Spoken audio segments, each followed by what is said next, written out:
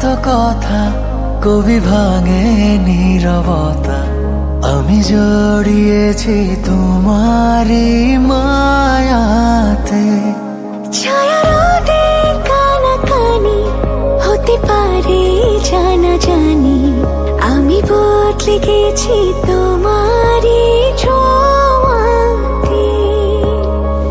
ভালোবেসে ফেলেছি, জানি না তো কি করি, পলক তো